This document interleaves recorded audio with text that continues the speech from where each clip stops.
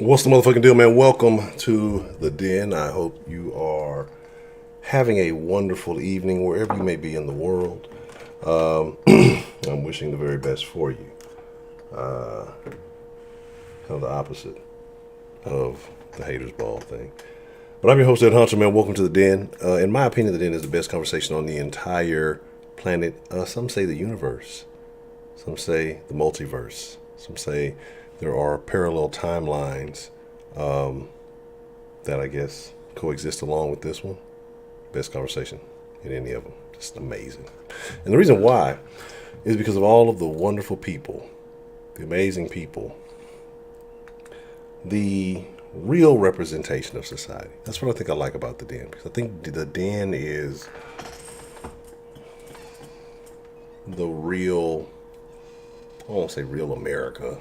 I think that was the thing, the first Trump election. But it's society, you know. I think it is so many different walks of life, like I said, with different experiences, and some parts similar, some parts very different. So I think the den is a beautiful, a beautiful conversation because it's a real conversation. So anyway, I thank all of you for being here. I thank you for doing your part by being a part of this community. Make sure you hit that like button. Excuse me, I drink like a shit ton of water. That's why, maybe TMI. That's why it took me so long to get the intro going. I was ready to go, and I was like, oh, hold on, Jack. Anyway, I want to talk about corporate concern tonight and what that means, and in relation to Black Lives Matter. You know, last year, I believe June was Pride Month last year, and it was a party. No, but all of the corporations in America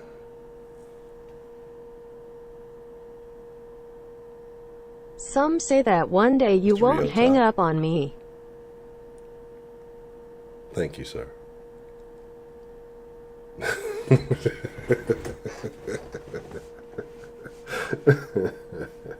Some say that one day you won't hang up, but it is not me. Okay, I did not do it on purpose. I didn't do it. I didn't do it all. It was the look. I'm gonna call customer service, right? And I will tell customer service, you know, that I don't appreciate what I'm gonna tell them. Like they need to have. I'm gonna put you there. I think there's a way you can. No, that's not. I think there's a way to VIP. So I'm gonna start putting you on the VIP list and see if that keeps it from hanging up. But thank you, Mr. Ryota. I appreciate the love. Dropping big Denjamins. We ain't used that term in a while, right? We haven't used the term Denjamins in quite some time. And you're dropping big Denjamins in the den. Thank you, Mr. Ryota, sir. Well, I'm gonna be honest. I'm not shouting anybody else out. Why would I, right? Why would I even? you think I'm gonna shout you guys out after the donation that Rio? I'm feeling myself right now. Are you not feeling me? I'm feeling to fuck with you. We appreciate the love, Mr. Real Time. Let's see who we got joining us this evening, this afternoon, evening, whatever it is, wherever you may be. Miss Bell. Hope all is well, Miss Bell. Glad you're joining this evening. What's the motherfucking deal? Miss K Grace, the Lady Grace. How are you this evening, ma'am? I hope all is well. Mr. Rio Tak joining us, as you can see. Dropping big Benjamin love. Miss Jess Sarah, how are you this evening, ma'am? I hope all is well. Saw that you received the shirt. I hope it fits well. Sega Dream, what's the motherfucking deal? Like, Sega Dream, is that like any basis off of Sega Dreamcast? I'm just going out on a limb. I'm just asking. Maybe I'm wrong. Maybe I'm just, who knows? The Don of the Discord himself joining us this evening. Mr. Coltrane, what's the motherfucking deal? Shout out to Coltrane. How you doing this evening, sir? And after that call, I haven't forgot. There was a topic, Mr. Coltrane said, I have not forgot about it. I've been waiting for the proper time to drop it.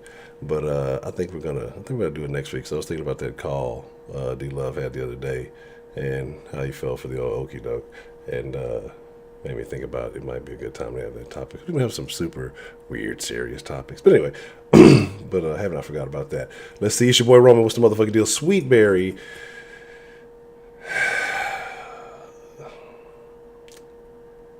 Sweetberry. I want to believe that she's a good person at heart. Like, I want to believe that somewhere deep down inside her soul, she is just the kindest person on the planet. But sometimes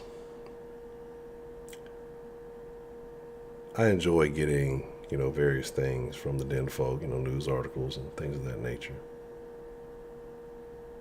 But sometimes there are inappropriate contents to be sending. Sweetberry is the sender of those contents.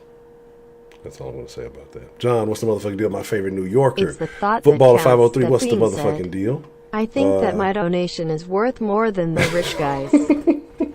It's the thought that counts. That being said, I think my donation is worth more than rich guys. I agree. It is definitely the thought that counts. Everything is appreciated. It is all greatly appreciated. I guess, what is the saying? Like, I forgot. I'll think of it in a second. Let me finish these because I'll never get through the list. And remind me about a saying I'm supposed to have. Oh yeah, and definitely if y'all want to do, we got options, man. We could probably either do movie night or maybe a mixer after the den. We'll see what's up. YP, what's the motherfucking deal? Let's see. Stephanie Paul, what's the motherfucking East Side in the building? What's the motherfucking deal? Let's see. Heidi. Hello, Heidi. Heidi out there watching Leslie Jones movies. Don't do it. You get nightmares. Dre, what's the motherfucking deal? Dre, the international play. Yeah. Mi amigo from up north, Canada. Jason S., what's the motherfucking deal? Let me see. Make sure I'm not missing anybody. If I missed you, I ain't. This is Mr. OG, Triple OG Keith in the building. What's the motherfucking deal, Mr. Keith? Dakota in the building. Buck McCaffrey, what's the motherfucking deal?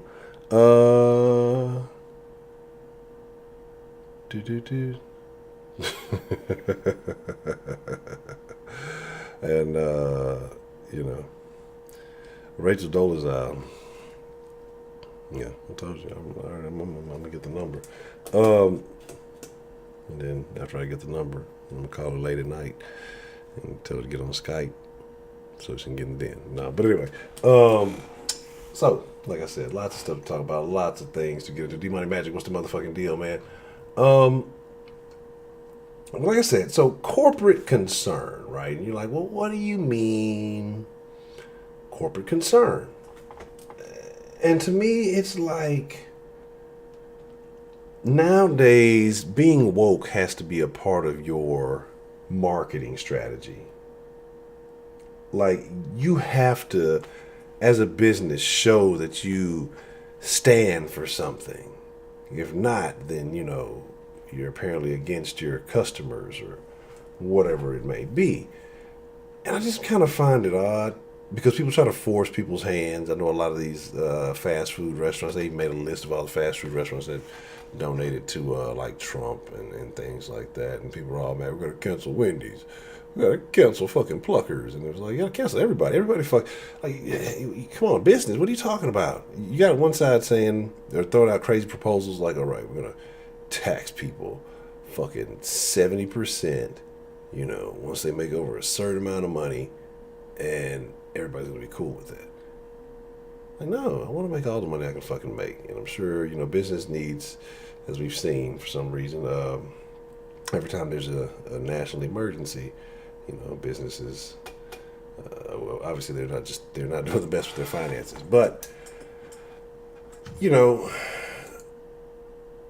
look at all of these things and you look at all of these places and you wonder, you've actually seen the NFL come out and make a statement after knowing that the majority black league has been hollering about some form of injustice for quite some time. You have Nickelodeon pausing programming in the middle of the day, multiple times actually. And for what was the time? 8 minutes and 46 seconds, 43 seconds, something like that.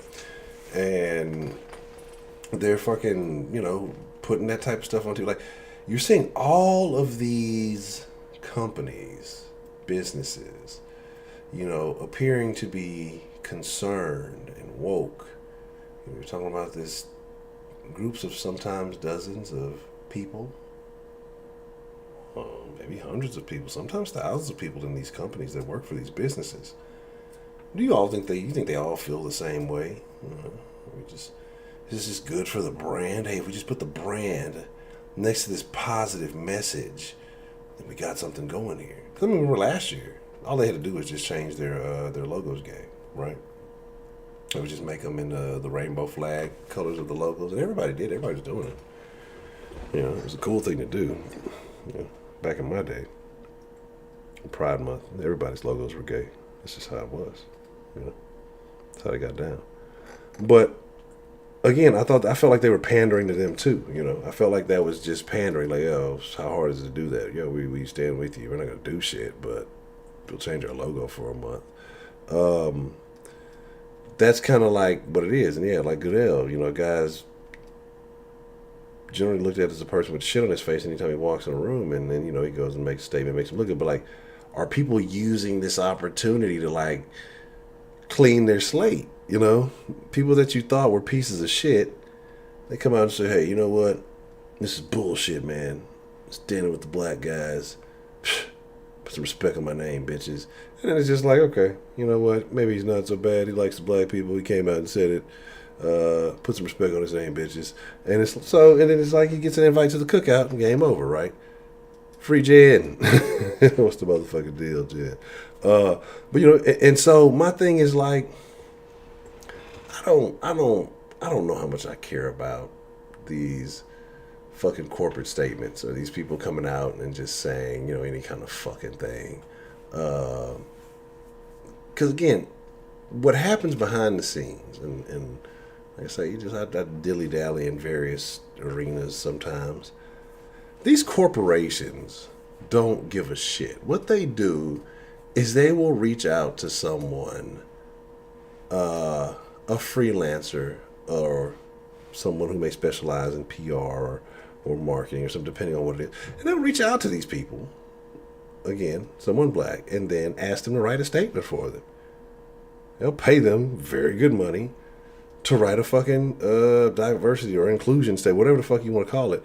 Write a statement for them. And so a lot of black people making some pretty good fucking money writing this shit for these fucking businesses. You know what I'm saying? So my thing is just like, I see it, and knowing kind of what's going on behind the scenes, it's like, I don't buy the shit, man. Why now? You know, Rob said some things earlier. I was re-listening to Rob's call from earlier. It was a great fucking call, right? It was a great call. If you missed the day den today, there was a day den at 1 p.m. So if you missed it, you know, you can go back and check that out. Rob had an amazing call, right? And and I'm just like, man, you know what? He mentioned, he's like, you know, right now it's kind of like where were all the same people, where were all these protesters, where were all these other things were happening, you know? Where were all these businesses that have been around for decades, right? Been serving you since 1921. When shit has been happening all the fuck along. Like, why now, right? Why now? Why is it so cool now? What was it about this? Like, was this one in the public eye so cut and dry that this is the one that everybody said, all right, everybody, this is the one we're going to get behind. This is the one. This is the movement. And it's just, again, I've seen so much support. I'm happy for the man, right? I'm happy for whomever set that out to be the goal, right? But it's just, I don't know if it's manufactured. I don't know if it's genuine. I don't know what it is. But what I do know, I know the corporations don't give a shit, right? There's a guy I follow on Twitter called, I think, Hotep Jesus. And I don't know, if you don't follow him, you're missing out on some very interesting stuff. And he did this thing that was fucking hilarious. I want to say it was. Remember when the two black guys were sitting in Starbucks and somebody called? I think the law somebody ended up getting arrested. They were waiting on somebody, right? Well, like a day or so after that, he goes into like Starbucks. You know, after Starbucks like tries to clean it up and everything, they release a statement and all this stuff. So he goes into Starbucks a couple of days later and tells the barista something about because of the situation that happened, that there's some type of campaign or something that basically, that all black people get free coffee, get a free coffee. And the shit fucking worked. And the shit was fucking hilarious. So, fucking Sean King trying to tell people to stop voting Democrat. How crazy is that, right? How crazy is that? This is when we're officially in 2020 bizarre world. Sean King is out there telling niggas to reconsider voting Democrat, like, and not once. He's said it multiple times, like, in the last few weeks. Like, what the fuck is going on between the sheets in my home? Yeah, it's been crazy. I've seen like 2 or 3 tweets where he's talking about, these are all the police brutalities happening in all the Democrat-controlled cities. Maybe you need to reconsider. It was like something else he talked about reconsidering. Voting. Straight down the line for Democrats. You need to, know who stands for what. Just a bunch of crazy different shit. I was like, what? This is your king, Talcum X. T.I. Light. What the fuck? Okay. This is where we've come to. So. They probably ain't been paying him enough money. He probably finna start extorting them. Look, the jig is up. If you want me to bring them all back to the plantation, you're gonna have to pay, or I'll send them all across the aisle to Trump. Signed, Sean King. But so there's that. I don't know why he's relevant. I'll tell you why he's relevant, because black people make him relevant. Some things we can talk about that y'all ain't gonna want to talk about, but it's not relevant to this topic. But I don't know. What do y'all want to do? Let me know, right? Before we get the lines open, before we get everything going. Do y'all want to, it's Friday, try to do a little bit extra something on Fridays. We can have Mixer Crew. We can have a Discord movie night. Or we just have a regular old Discord voice chat conversation, something of that sort. Y'all let me know what y'all want to do. With that, and we'll go from there.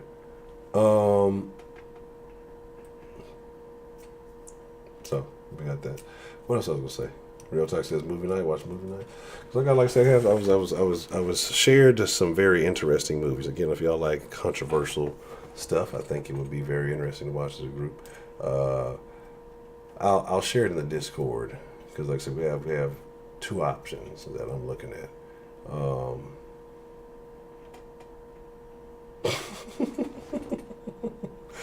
But oh man, I remember I told you about that fucking crazy dream. It's the craziest fucking dream ever.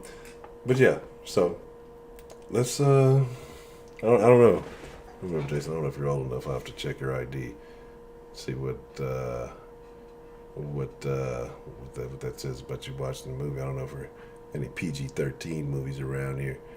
And let me see, give me a second.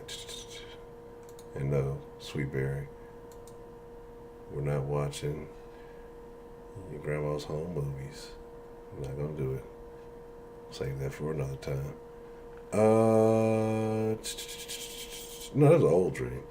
I don't even remember none of my recent dreams. I don't know if I had some crazy dreams recently, but if I don't hit you with the dream like first thing, if I don't like think about it immediately after I get up and like, what the fuck just happened, and keep marinating over it, I'll forget it. But I know I had a wild one like 2 days ago, but I can't really tell you what it was. I can't really tell you what it was all about. I don't remember. Let me see. I'm putting this stuff up here. You are about to lose your job. Get this down. You are about to lose your job. You are detaining me for nothing. That's like the #1 fire hit song of the summer. I've really been jamming this shit.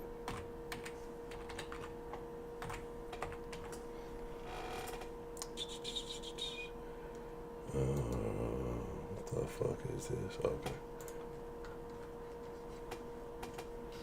You are detaining me for nothing.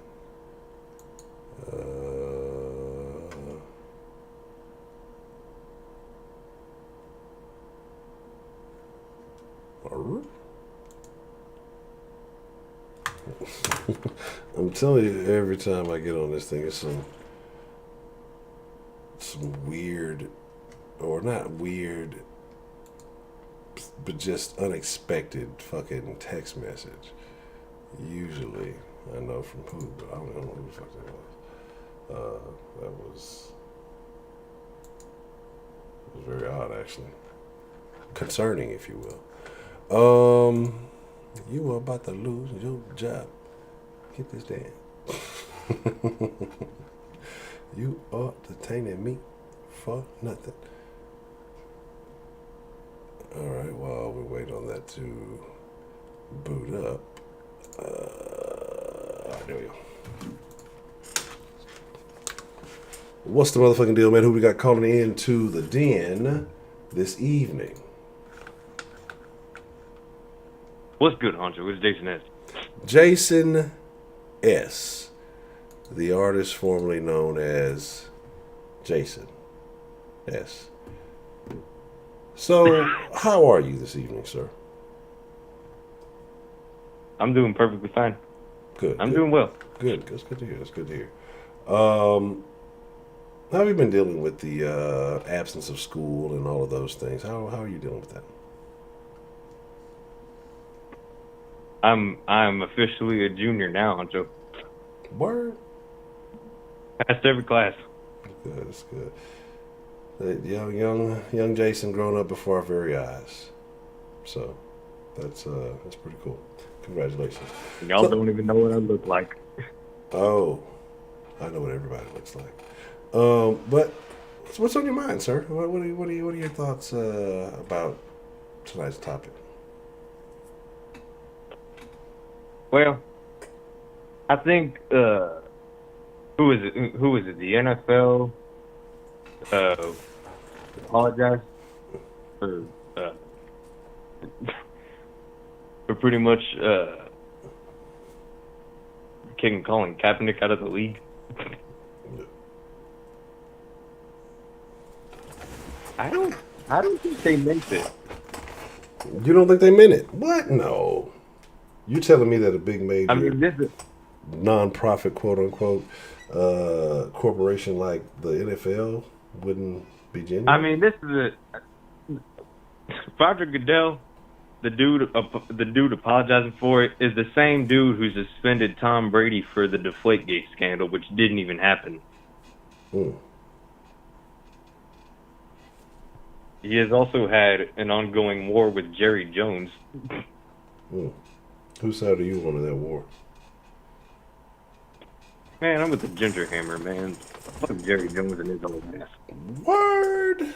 The Ginger Hammer. That's terrible. That's terrible. There's nothing wrong with Jerry Jones. Jerry Jones is But I'm not going to certified for gangster. this. And I really think that the 8-minute and 43-second little segment by Nickelodeon, I think that was for attention. I honestly do not think that they meant that one bit. Mm.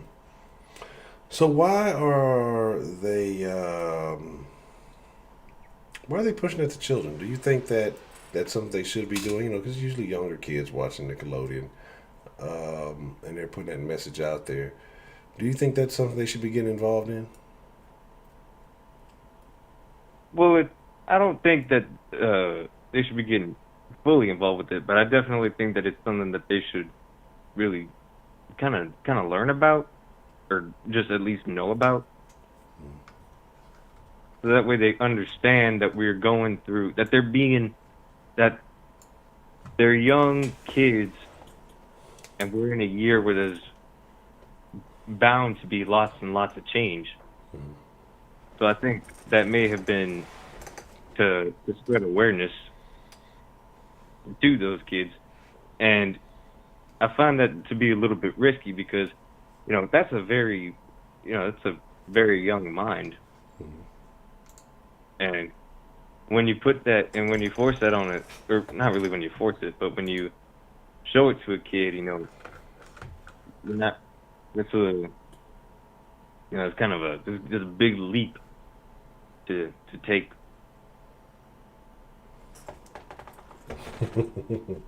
Okay.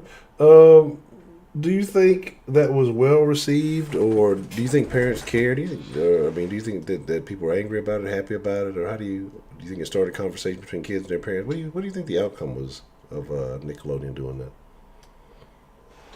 that? Uh, well, hopefully, people do understand that maybe this was probably for attention because Nickelodeon has done some scummy stuff in the past, man. What? Nickelodeon. I have not said that in Let probably me 20 years. let me let Why me did I just do that? share let me share this little piece of information with y'all. All right. Okay, on to it. Do you know who Steven Hillenburg is?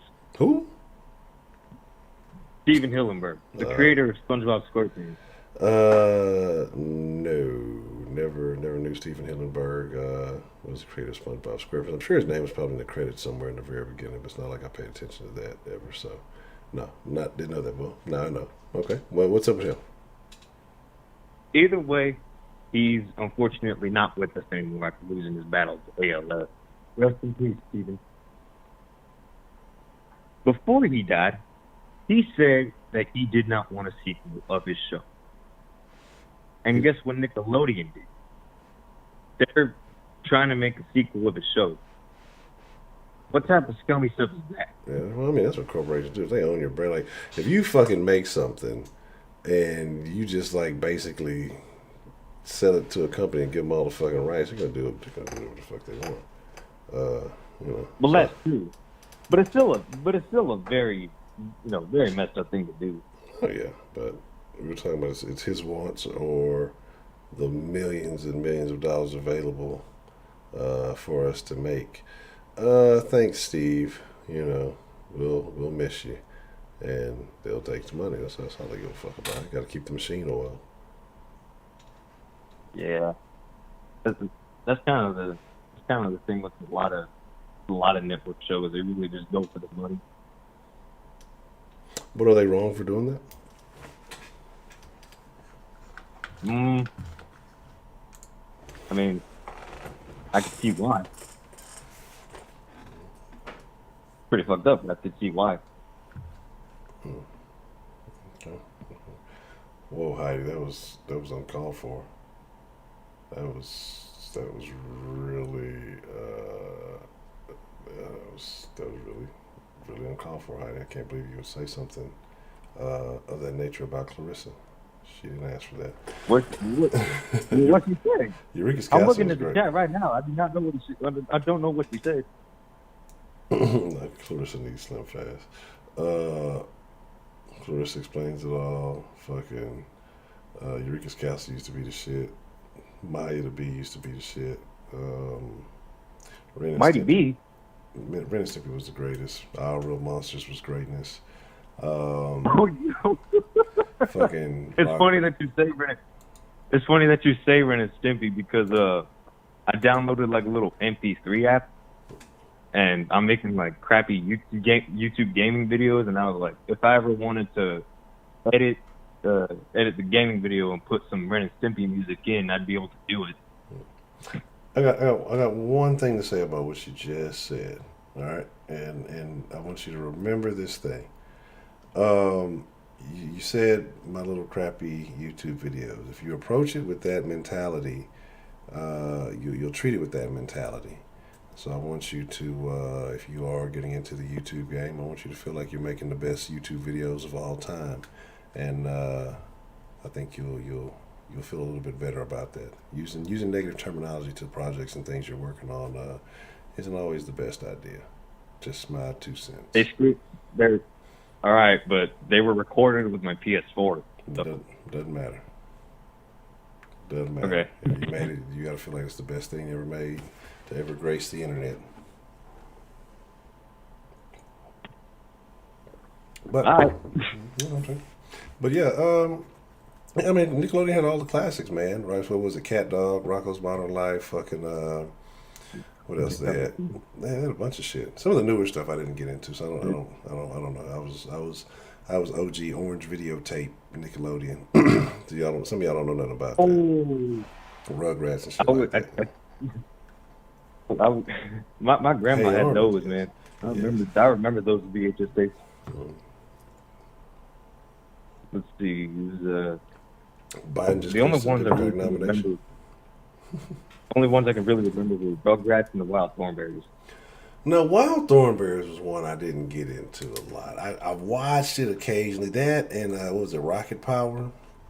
Like, I got to see him kind of with nothing else shaking, but I never really got into those shows. Doug was the shit. Doug was the fucking shit. Hey, Roger. Why Roger's always like a bad name in TV shows? Um, yeah. Okay. Okay. Well, anything else that's on your mind there, Mr. Jason S? Nope. That was that was Excuse me. unexpected. Okay. Well, if that is the case, I appreciate your call. I appreciate you getting the den line jumped off this evening. We'll call it the Real Talk den line this evening. And you have a nice evening, sir. All right, but I got one more thing to say. You want to know what else was unexpected?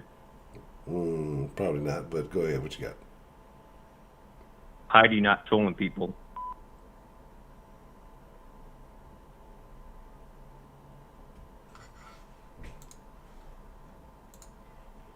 What's the motherfucking deal? Who got called into the den this evening? East side. East side. What's the motherfucking deal? What's on your mind this evening, sir? Man, I was on the internet today and I saw something very interesting that nobody has brought up yet. Okay, what you got? Where the fuck is Gail and Oprah? Oh, And why haven't we heard nothing from them? oh, you already know. This is Nah, Black Man. Now, at least I would think they would say something about Brianna. Brianna, was it Thomas or Thompson? I'm sorry. I would think of at least a female, but I ain't heard him say nothing about nobody because usually they don't give a shit about niggas. But man. you at least they would say something about the lady that got killed. But I ain't heard nothing from none of them. Man, they ain't heard a peep, but if there was something about Kobe Bryant or R. Kelly or nigga doing something bad, they'd be the first one to speak on it. Correct. It doesn't go into another topic, man. That's why I kind of give LeBron, man, that extra props, man, because he say shit and kind of put his money on the line. Gail and Oprah, they not gonna risk shit. They just go shit like this. They gonna be quiet. You ain't gonna hear nothing. And shit, LeBron always he speak on it. Even if it ain't popular, he gonna say something. And that motherfucker got more to lose than a whole bunch of us. Yeah. I mean, rich niggas really take that risk, man. When you get to that level, that tax bracket, man, niggas don't take that risk, man. Yeah. That's what I say. It'd be killing me because that's why I say, that's why I don't be mad, at those who are a little bit more well off or making whatever decision they make. We don't know what they got to deal with. We don't know we can only imagine some of the things that they go through, but I'm sure it's more extreme than we can imagine. We know, but whatever they choose to do, I ain't mad at them. But the Gale thing, like I say, but them being people who have spoken out on other controversial topics, who have spoken out on other things, those are the type of people that, well, why aren't you talking about this? But people who don't normally just jump and speak out about everything, you kind of like, all right, well, I get it. But those people who do open their mouth all the time, like you said, I like Gail and Oprah, and we ain't heard peep out of them, so I don't know. Yeah, but I think just right now, man, the trend is to support Black Lives Matter, and it's the trend, and all the corporations gonna get on that gravy train. They gonna act like, hey, man, we with it. We been here all the time, supporting you guys. Yes, I mean, it's just crazy, like I say, because you haven't seen it. Even when it was it's another span of 3 or 4 situations in a small period of time. But again, like I said, this ain't nothing new. But you didn't hear shit from those corporations. Not even. It wasn't like it was just a couple of here and what's going on. It was just like you didn't hear shit. But now, you hear from one. Now everybody feels like, okay, well, it's safe. It's we can say something. And like I said, it's cool to do now. So that's why I say I have a hard time believing any of the shit. and I don't, because like I said, a lot of this shit is written statements from someone they hired to write, because shit, they had to go outside because they probably didn't even have anybody they felt was either qualified to write it, or was a proper representation. You have to go out and find somebody to be able to give you some type of diversity statement. That's a bad sign. Man, let me ask you, man, did you see that shit on the internet where that Hispanic dude in McAllen, Texas, man? He pulled out a chainsaw. He was telling the protesters, man, get out of here. Don't believe that shit. Don't believe in the niggas. Don't believe in niggas. He had a chainsaw. Yeah. Wow. He was going after people. That's crazy. Man, it's crazy times, brother. This shit is. That's fucking funny as shit. I think, man, once we have sports, man, we can occupy the time, but we don't have nothing that people are just going left field into their own little world. Yeah, I think people just losing their shit, and they don't know what to do.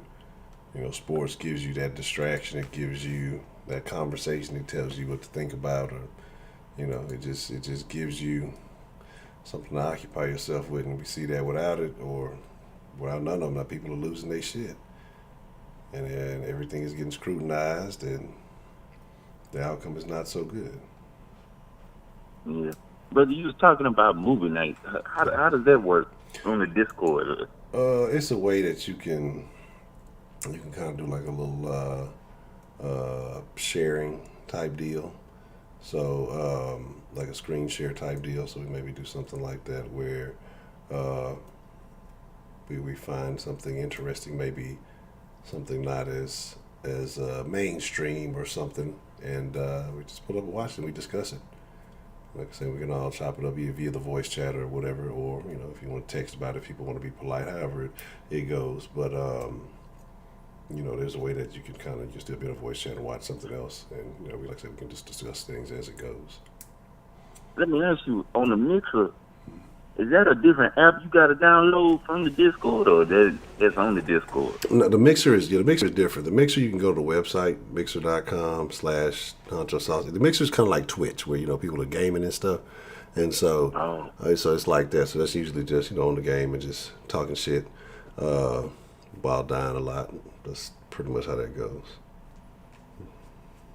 But yeah, man, I just touched base, man. I wanted to bring up the Oprah issue, man. I ain't gonna hold you up too long, but shit, that when I heard that, I think Snoop Dogg said something about it, and said, "Where's Oprah girl?" Yeah. I was like, all this crazy shit. If you ain't heard nothing from them, yeah, that's it. Not a Muslim. Yeah, if anybody need to be bringing it up, it need to be him. After all the shit he went through with their motherfucking ass, fucking crazy shit. Okay. Well, that's a BT side, man. Well, I appreciate you bringing that to the forefront. Yeah, because in the midst of everything that you do, you do kind of overlook that. They have been awfully quiet. Yeah, real quiet. Mm-hmm. Okay. Well, that's a BET, man. Well, I appreciate it, Mr. Eastside. You have a good evening, sir. All right, bro. All right. Shout out to Eastside, man. What's the motherfucking deal? Who we got calling into the den this evening? Andre, you there?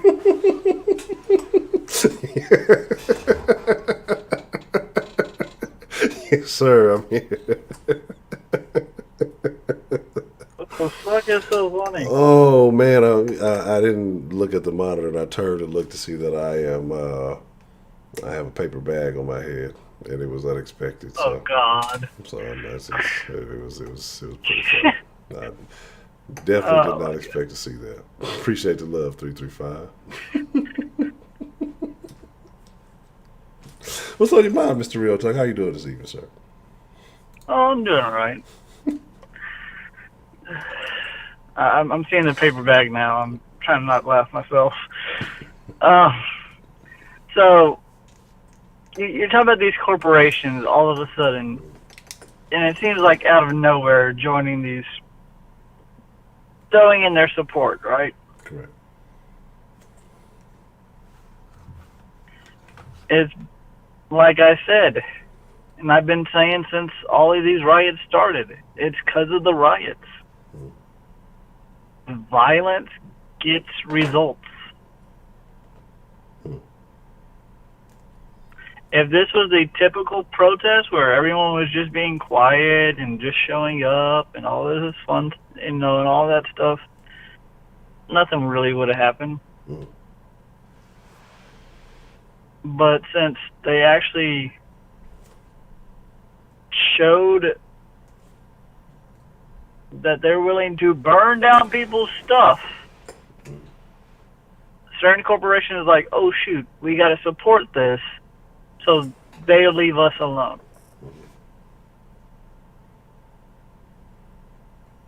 And that's all it is. Okay. That makes sense. I mean, hey, we'll support you for a little bit of protection. Okay. So I mean, and it's crazy because I don't know, I've been seeing sort of wildest shit. But do you think these? I mean, because it's the same thing that happened last year. Pride Month last year, you saw all of these corporations changing their logo, and if they didn't, they were getting accused of being homophobic and all this. It was crazy, the pressure that people were putting on them. Do you think people or corporations now are this situation, are they succumbing to pressure, or do they see a movement and they're trying to jump on it ahead of time? Do you think what do you think is going on with that? A little of both. Because the way they see it is this movement's grown forever how long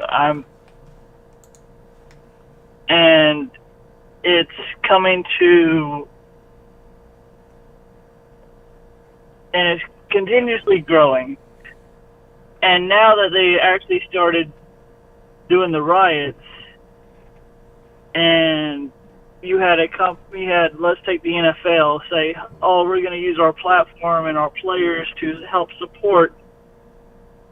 Now you have money backing it, which is also a thing for the NFL because no one knows what the fuck's going on with sports right now.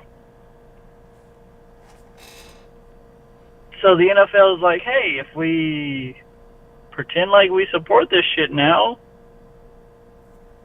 maybe we can make extra money off of this shit.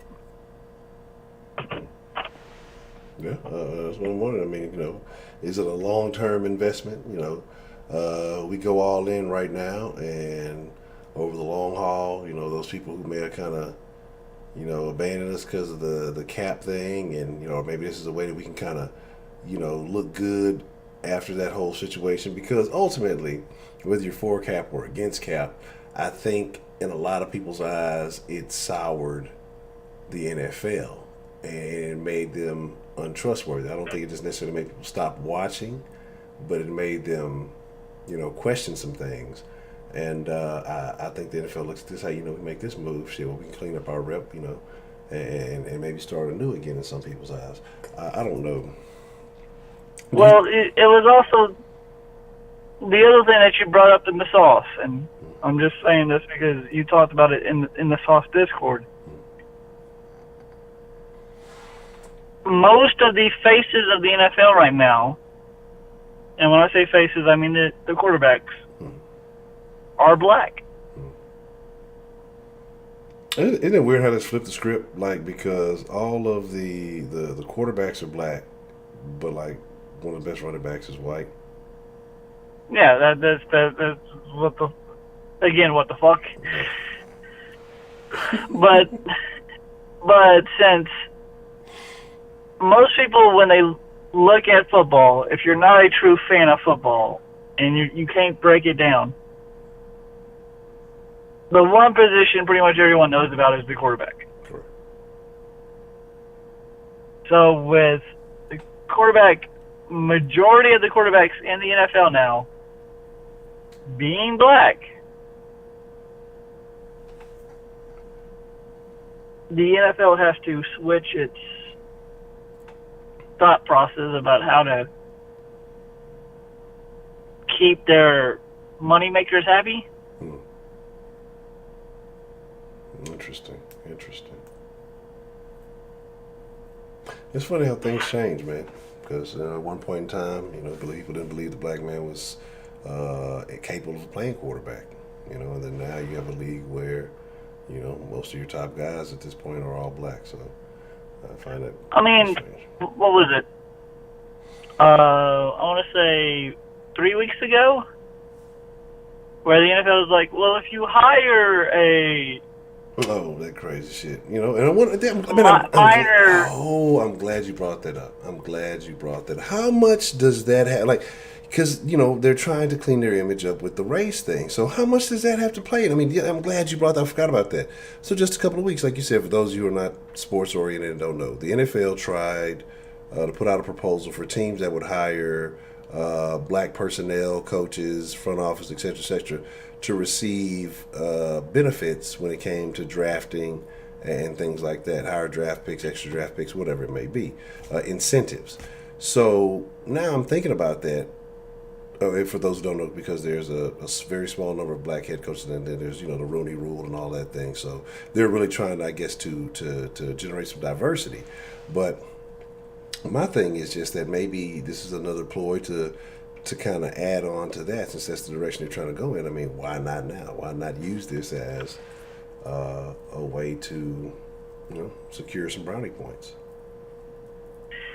Well, you got to remember, Honcho, they did away with that policy because they decided it was the wrong image. So this is basically trying to do a diversionary tactic. Oh, we never did that shit. We would never do that. No. So don't look at that 2 weeks ago. Don't look at that. I mean, and talk about the video they just made, where Gordell is saying, I should, basically straight up saying, I should have supported Cap. Yeah, pretty much. Like, yes. Like, he's already been blackballed out of the NFL. You've already been sued by him and Eric Reed. And now you want to say you should have been more supportive? So with that being said, does Cap end up on an NFL roster before the end of this season? I'll tell you like I've been telling you. I honestly want to say yes. Not as a starter, but as a backup. And it'll be just a publicity stunt. All it's going to be. All he's going to do is be a PR face. Because also, with all these videos and everything that the NFL's been putting out, if more players kneel this season than any other season before this season, they couldn't possibly say, oh, that's bad. Oh, no, you can't. You can't do anything now. And the crazy part about it is, like, because, you know, there was a lot of backlash from, you know, the police about that whole situation. But now if you got that going on, I expect there to be more statements. We've seen even some of these school districts, I think in the Minnesota area, they fired or they canceled their contracts with the Minnesota police. So, like, it's going to be interesting to see what starts happening.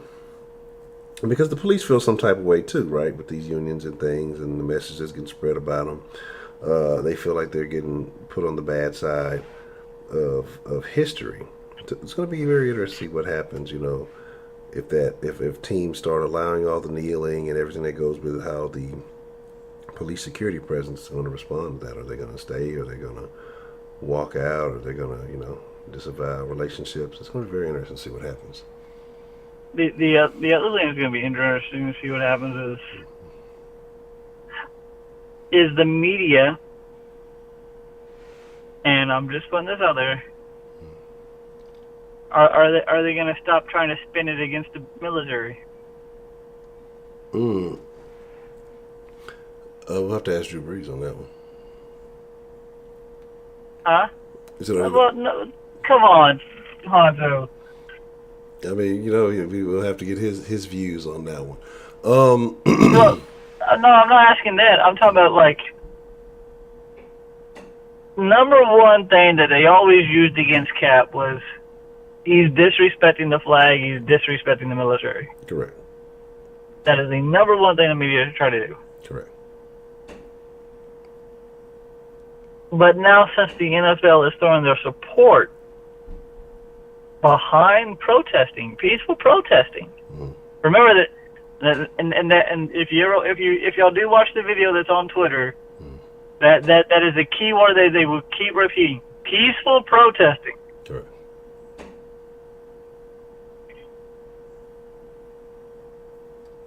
Are we going to see the media start backpedaling,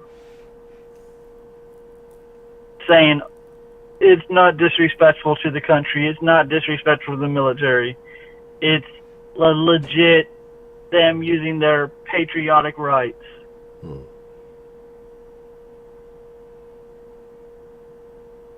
Is that what we're going to start seeing now? I don't know. That's what I say. I mean, it's going to be interesting to see how they handle it. Because, I mean, again, even if you're putting out the videos and you're apologizing and you're doing all this stuff, I mean, you have a group of people who felt a certain way for so long about how the NFL was representing themselves when it came to a situation like Kaepernick. Some of these other guys with the kneeling, with the protesting by kneeling during the flag, the anthem or whatever. And now to sit there and say, well, we were completely wrong. One, I mean, it takes some kind of guts, I guess, even if it is an opportunity to capitalize, I guess, risk reward, however you want to look at it. But it's like, now what are you going to do to fix that? You don't just automatically get to say, okay, everything's cool now. Like, you got to look at your part too. And then that means you're going to be willing to accept some extra responsibility, I guess, to clean up whatever. And because you said that, that's why I can see Cap getting signed. That right there. How can we truly prove that we are completely sorry and that we are reformed? Bring back the guy that you kicked out of the NFL in the first place.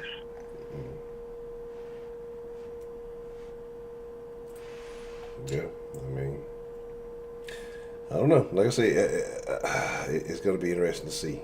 I'm sure that there will be quite a few bad backups. I'm sure, like I say, if everything gets to going as planned, I'm sure there's at least a roster spot or two that he could earn. There's some terrible quarterbacks out there where they say Mike Glennon has a job or had a job. I don't know if he still does. So I don't know. I mean, it's just gonna be interesting to see what happens. It's really interesting to see what happens. It's interesting to see what happens with Eric Reed too and all these other guys who kind of started that movement, and then we're, like you said, we're blackballed, we're disregarded, we're embarrassed, we're told this, that, and the third, and now it's about you're right. Now it's now it's, well, we're sorry, things like that. So, like I say, it's crazy. It's a crazy situation. I don't know. I mean, it's kind of we'll see what happens.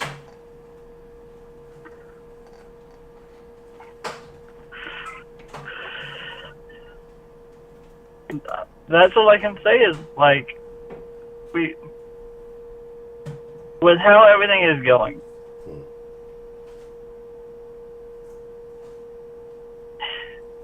it's a catch-22. And I'm saying it's a catch-22 because with these big corporations finally backing these protests, it's nice because they had the money to actually put more out there in the media, put more out there on social media, put more out there just everywhere to keep this stuff more in your face constantly. But are they really backing, or are they just kind of making it more aware? Because you think these corporations stand in line, or if step for what these people are wanting or what they may be wanting? Don't get it twisted. They ain't gonna be in line. They ain't gonna be out in the sun marching down the road.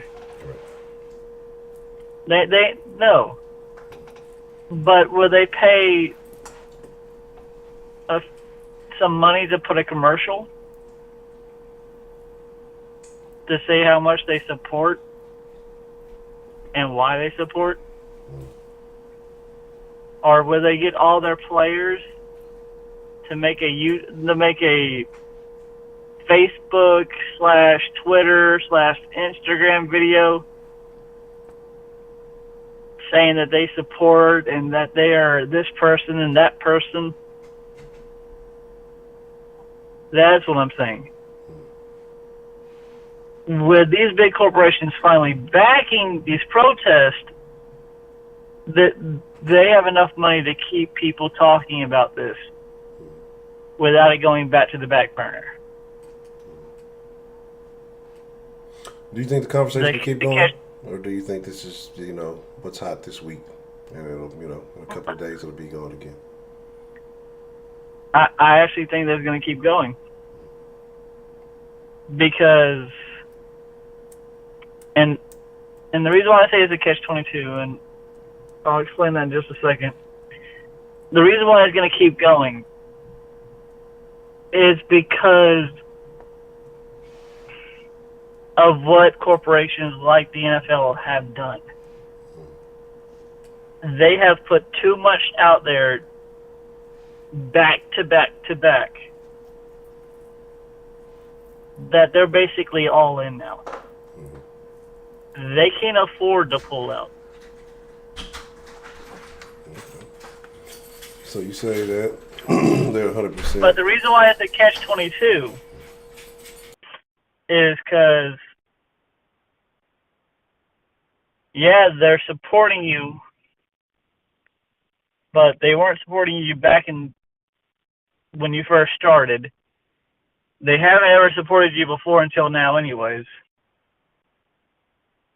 So what is their support going to cost you?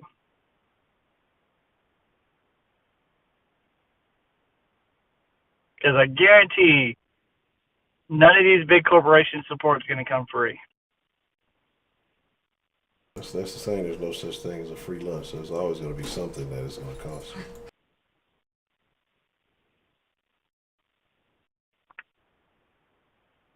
And that's the bad thing.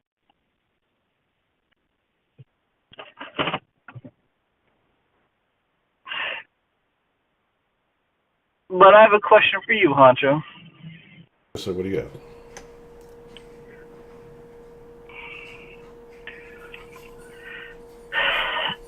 So, and I'm bringing this up because you brought up the whole in the sauce, and I mean in the sauce Discord, you brought up how we in the NFL, well, because of Cancer Awareness Month, the NFL all goes pink. Basically, all sports go pink. My question to you is, could you see a sports now doing something like a whole month of Black Lives Matters month?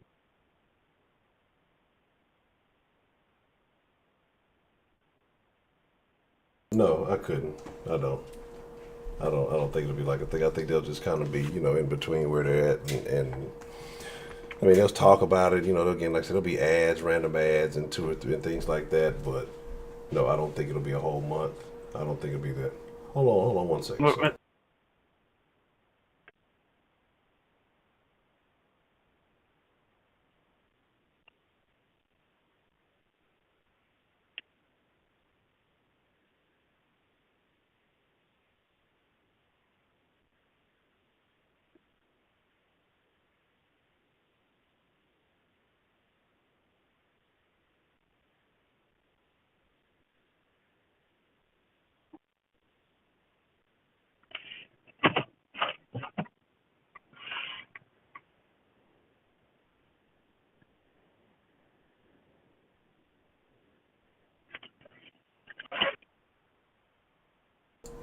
All right, cool. Let me make sure everything's there. All right. So yes, you feel like this is going to be a long term. Do you think that this is a change? I mean, I feel like this is going to be a situation where it'll be hot initially, and then, like I say, something else is going to happen. Unless you just start continuing to see situations that occur, like what happened with George Floyd, and then they can use that to capitalize or refuel the movement, or however you want to call it. But I don't know, man. Like I said, I just have a hard time thinking that this is it's going to stick. I mean, I hate to say this because it makes me sound like I'm cynical, but it's going to happen again. I probably so. Let's be honest. Maybe not exactly what happened to George Floyd, but the chance of another black male or female, unarmed, being killed by a police officer, highly likely.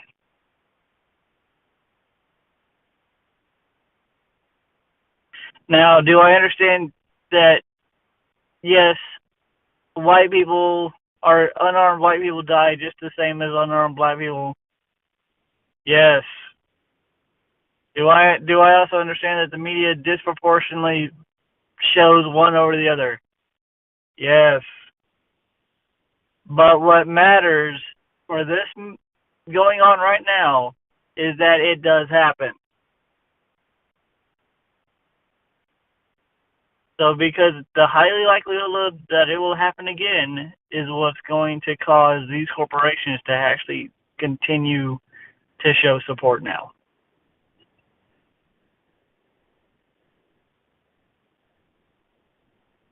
Honcho?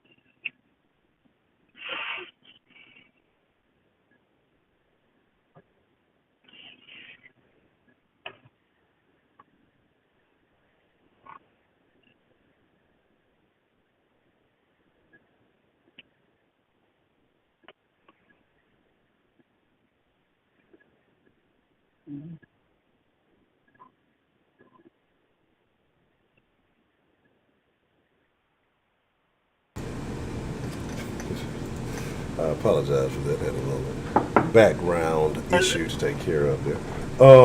Nah, you're fine. I'm about to get off anyways. Okay, I apologize. But what I'm saying is because this will happen again. To say that this will never happen again is you're fucking kidding yourself. I don't care what this outcome is. I don't care if we take down the police and retrain every cop. This shit will still happen again. Will it slow down? Yes.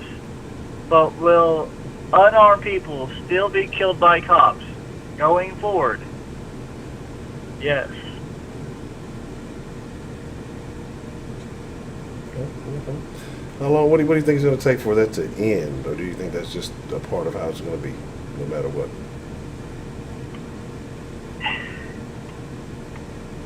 Okay. So now you're asking me, what would it take to stop unarmed cops from killing unarmed people? All right. Here's the problem with believing that it will stop. cops work crazy hours. They deal with crazy shit throughout the day. Then they deal with something else. Then they come to a scene that they get told one thing about, and driving to that scene, they have that in their head of what it's supposed to be. And when they get there, they make an initial response to what they believe is going on, and that's where 90% of these unnecessary deaths happen.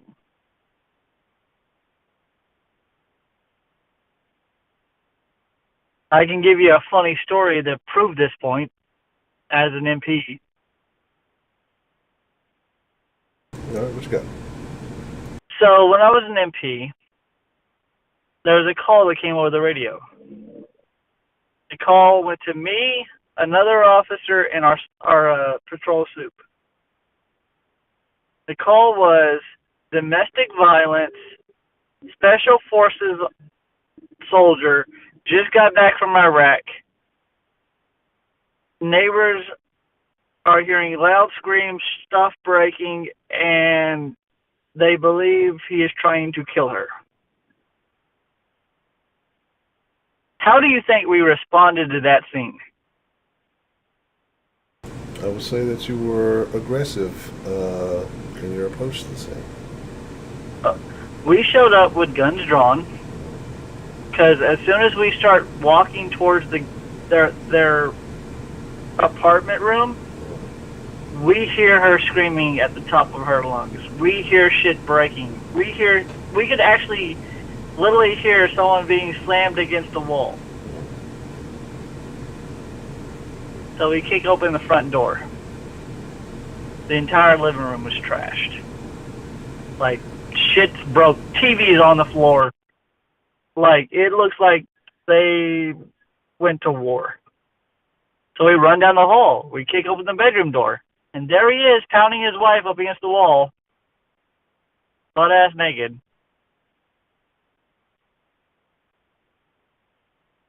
That sounds about right. But do you see how, like, it's a funny-ass story, but because how it came across the radio and what we thought we were responding to, shit could have been way worse. Definitely could have been way worse. Definitely could have been, you could have been expecting to see something else, so I guess maybe that's the better option of the two. Well, no, what I'm saying is, like, if we'd have came into the apartment, even if he was just having sex with his wife, but all we saw was him on top of her, and let's say that he was choking her,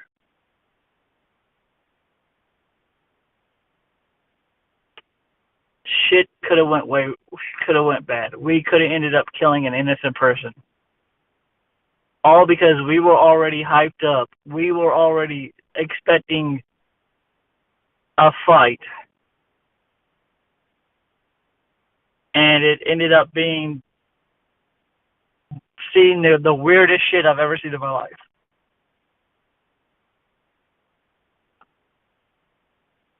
Yeah, I mean, well, like I say, one, I guess, like I say, it's a good concept, but I can understand that, how things could go wrong if you are being told something. You're prepping yourself up to expect this. And so, with a situation where your life could be on the line as you're approaching the scene or involved in it. I mean, I get it. I definitely get how these things happen. I don't think there's going to be a one-time fix-all cure to the stuff, and I think it will always happen. As long as you have human involvement in something, it will be human error. If we're talking about mistakes, and then again, there will be situations that are life-threatening where the use of deadly force is going to be necessary. But like I said, I don't know. I don't know what changes. I don't know what fixes anything. The only thing that we can hope that changes is what happened to George never happens again. Because what happened to George is inexcusable. Because he was already restrained. He was already willing to comply. All they had to do was get him off the ground and put him in the back of the cop car and just sit him there, and he couldn't have done anything. So that's the only thing we can hope, is what happened to George never happens again.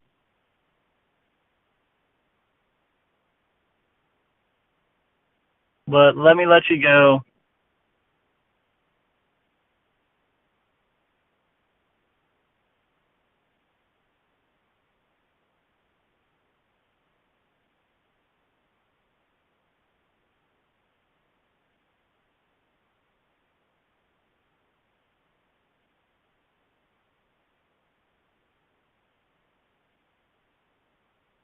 All right. You too.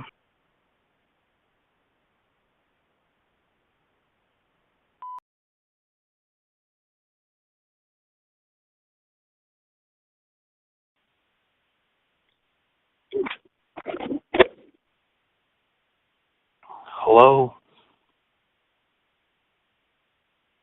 I think you're muted on your end though.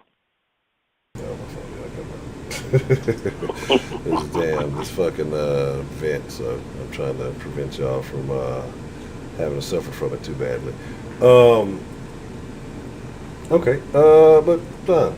So, talking about corporate concern, do you think that these statements that are being put out by these large companies are genuine or just another way to save face? This is a way for them to make a lot of money. I was having this conversation with my friend today, and basically what we were talking about is this is just for them to make it look like they care. They're going to make a couple donations here and there, but every business is about one thing, and that's the bottom line. So they're not making these donations unless they think it's going to bring in more business and they're spending. And right now, Black Lives Matter is a hot topic because, as we know, the past week, the country's been burning down. Yes. There is no way that the NFL was so stringent on their feelings on Colin Kaepernick and kneeling for the national anthem when the military pays them millions of dollars a year. And then all of a sudden, a week after all this, they're like, oh yeah, we were totally wrong. No, you weren't. You know you still feel the same way, but you renegotiated some kind of deal with the Army, and now you're going to figure out a way to make money because Amazon has the Black Lives Matters on their website right now. Other major banks and corporations are doing it. Obviously, Nike and Adidas are going to do it. Anybody that sponsors any major sporting league is going to do it. So you don't want to miss out on an opportunity to secure a bag.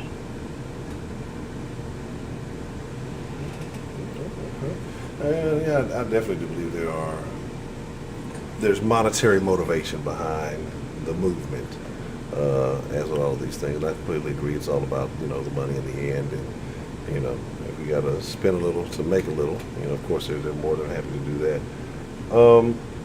But let's talk about the NFL specifically. Like, how do they handle that situation? What do you think happens now? They come out, they say this, and everything that kind of happened with the cap situation. Do you think it changes anything? Do you think they actually move differently going forward, or it just sounds good because it's convenient to say now, and they still basically don't have to do anything different? I think they're just going to do this to save face, to try and make money, to make it look like they care. I mean, the league is 65% black. I don't know how you don't pretend like you care, especially after all the backlash that Drew Brees got from the players in the NFL. So I think this is just another dangling of the carrot over the players' heads, and just saying, hey, we're on your side. I think they also believe, like, okay, we'll give them the illusion of inclusion with saying that we're reversing our feelings on the kneeling, but while they're focused on that, they'll change one or two NFL rules on the back end that actually hurt the players more than this is helping them. That's usually how the game works. I don't I don't believe any major corporation truly cares on a mass level. Again, if they really cared, did they really have to wait until today to say it? I mean, all of these corporations are coming out now, but meanwhile, all Black Lives Matters has been around for the past 7 years, and there's been dozens of videos blasted all over TV and the media of injustices. But today you figured out that you want to be with Black Lives Matters, so they're just jumping in on the gravy train. Speaking of gravy trains, how long does this one roll? I guess that all depends on how long, how profitable it becomes. I mean, look at the how long has the breast cancer awareness month been taking place in the NFL? That's got to be at least a decade. You know, and it just goes to show you that they don't really participate in what makes sense. They participate in what makes money, because breast cancer isn't the number one cancer for women. The majority of breast cancer patients are women. There's a single-digit percentage that are men. But lung cancer is the number one cancer in America, both for men and for women. But they don't do lung cancer awareness month, nor do they do cancer awareness month. They do breast cancer awareness month, because it always looks like you care more when you try and help a disadvantaged group of people, like women, black people, illegal immigrants, handicapped people. So they don't really care. And that goes to show you with all the other charities that they work with. Unfortunately, everything is a business, and the business is most profitable when you can keep it around for as long as possible and not fix the problem that allows you to profit off of it. So if all cancers were cured, then the NFL would have to go around and look for a new charity that people feel sympathy for and would donate to. That's like politicians. Politicians don't get paid to fix problems; they get paid to make you think they're going to fix them, so you can keep them in office for 40 years, like Joe Biden. Joe Biden says he's going to fix America in his first 100 days in office, but the motherfucker's been in politics for 38 years and hasn't done a goddamn thing. Yeah, that's the crazy thing. And again, for some reason, people believe and expect that something different's going to happen. But they say that's the definition of insanity, so we'll see. What are your thoughts on all this? I think it's all crazy. Like I said, I look at it kind of like, again, like I say with this, I think they got the blueprint last year with the whole Pride Month thing, and they're like, well, fuck it, it's about that time of year, let's do it again. And I think they see it's a hot movement to jump on. People like it when you do that. It gets your brand out in front of customers, free marketing. You put out a little message, everyone says, oh, they're standing with us, they're standing solid, these are the brands that are fucking with these. So again, like I say, free market, free publicity or whatever. And you really have nothing to lose. Again, you're going to have some people going to be like, well, fuck this place, fuck that place, but, depending on who you are, they're still going to shop there anyway. Nobody's going to, like, I'd really like to see somebody say, fuck Amazon, I'm going to wait 3 or 4 extra days for my fucking packages.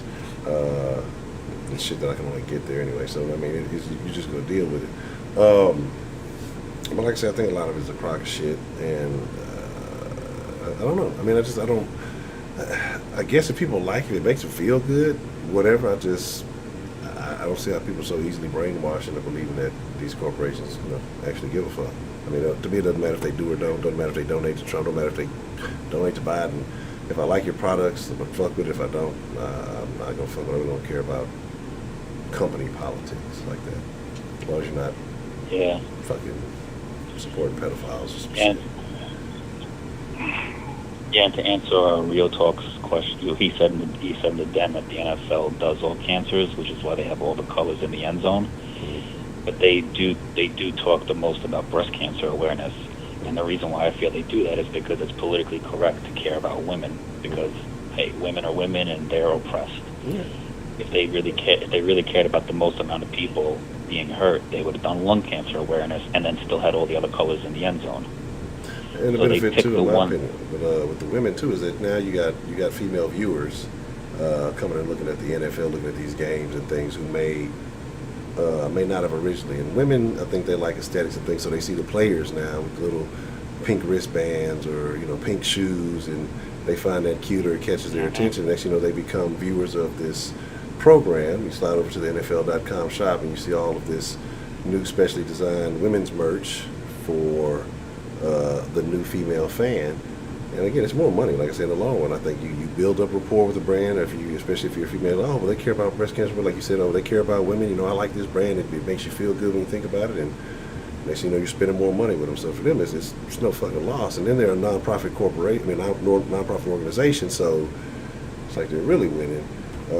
Which I don't understand how that works, because they definitely seem like a big business to me. But it is what it is.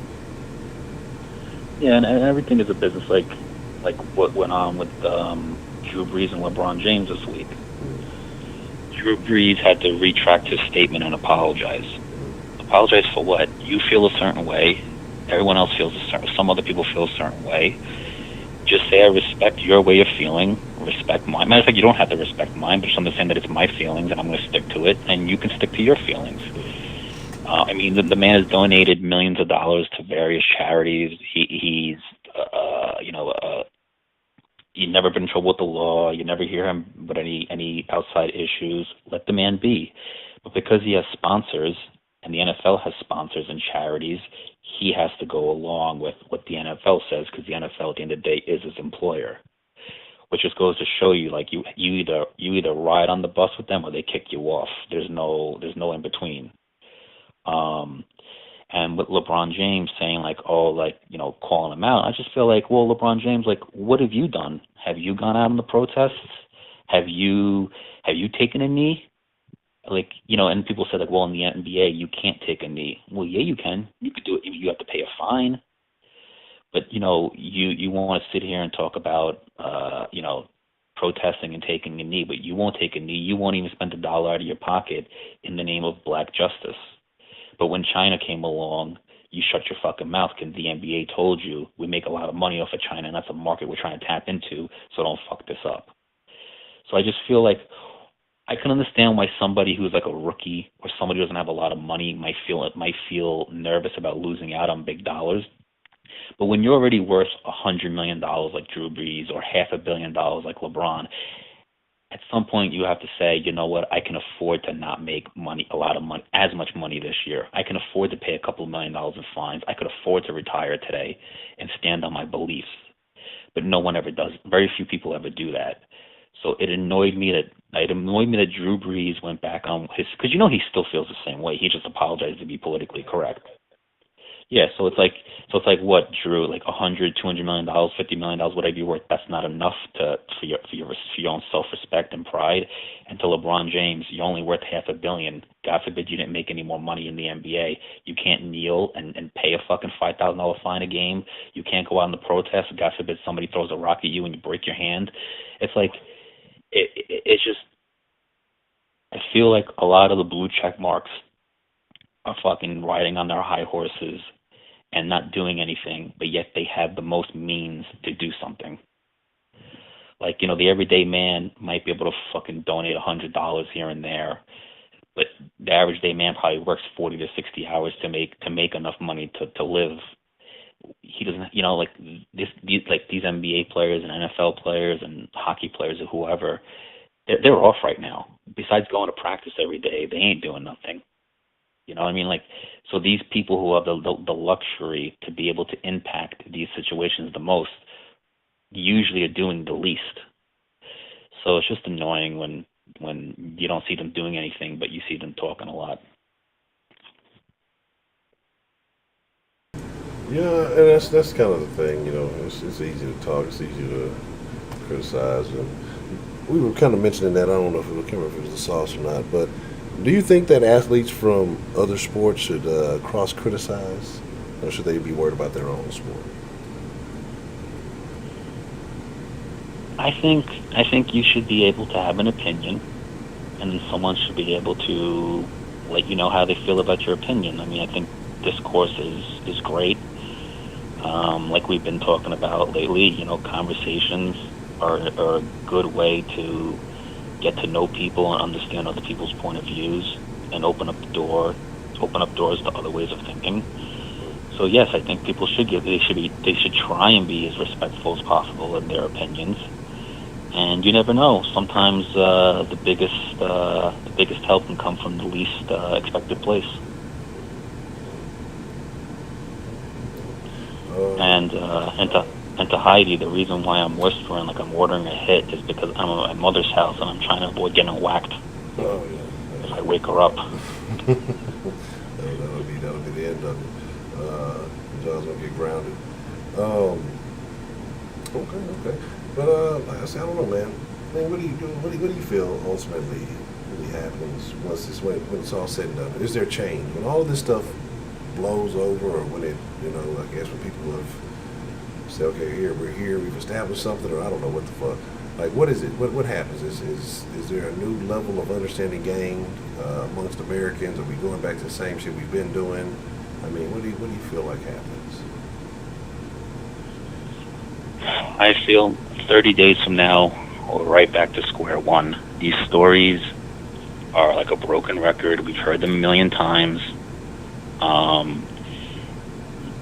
And unfortunately, when it comes to police brutality, it's not so cut and dry because it's always a different story. Like, this person had a gun, this person did not have a gun, this officer was white, that officer was black, this guy was attacking the officer first. It's not like with oppression when it comes to, like, say, like the Greenboro, like, sit-ins. Like, that's a cut and dry thing. Like, we want to be able to sit at the lunch counter and have lunch.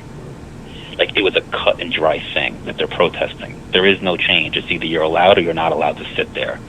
It's like Jim Crow laws. You're either allowed to drink at the same water fountain or you're not.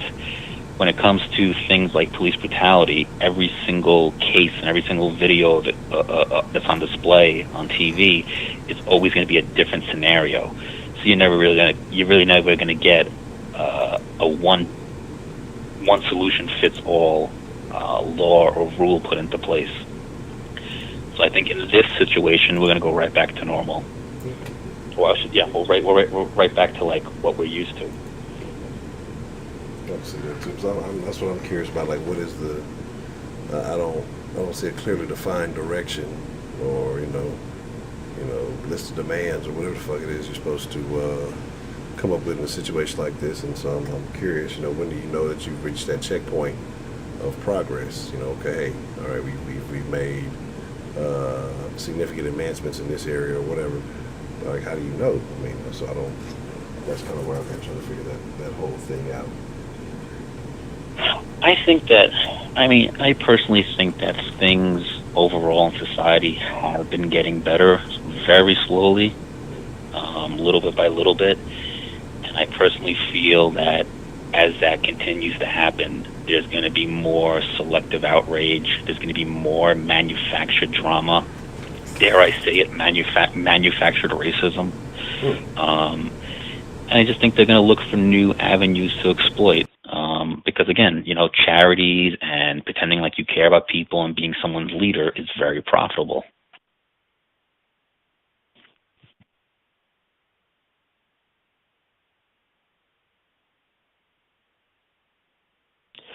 It's the illusion of inclusion is what they're selling you.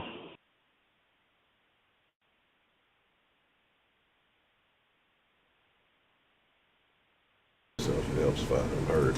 But yeah, they'll placate you. They'll give you a little bit of something, and I think that's what it's going to be. And I think that's what most people feel. Hey, look at us. They're acknowledging us. We've done something. And I think everything is going to go back to the same. Everybody will forget about it. But then at the same time, I don't know. Because it seems weird, it seems different. Like I said, this worldwide thing. You see people in all these other countries, protesting and doing all this stuff. Again, we're Americans. We don't give a shit what the fuck is going on in other countries. It really has no impact on, what's happening here. It's just the visuals. But you just really wonder, if there's a different energy behind this compared to some of the others. But I think it's ultimately up to the people who whoever's in charge to make something happen. I doubt it. I just doubt it. I don't know. I think it's going to be a wasted opportunity for whatever change is being seeked. So, I don't know. Yeah, I mean, it's something I was talking to my friend today. We had a great 3-hour conversation, and the dentist saying you're muted, but we had a great 3-hour conversation today, and we had a very deep conversation about, this George Floyd situation, the police officers, race relations, et cetera, et cetera. And I just told her, I said, as long as black people stay in this country, Anglo-Saxons are going to make sure they keep profit off of them. So black people are very profitable for America. So whether it was slavery or whether it's the illusion of selling you victimhood status through charities and fake bills that are pretending to be for you but actually do more damage for you behind the scenes, as long as black people keep making white people money, they will keep using you.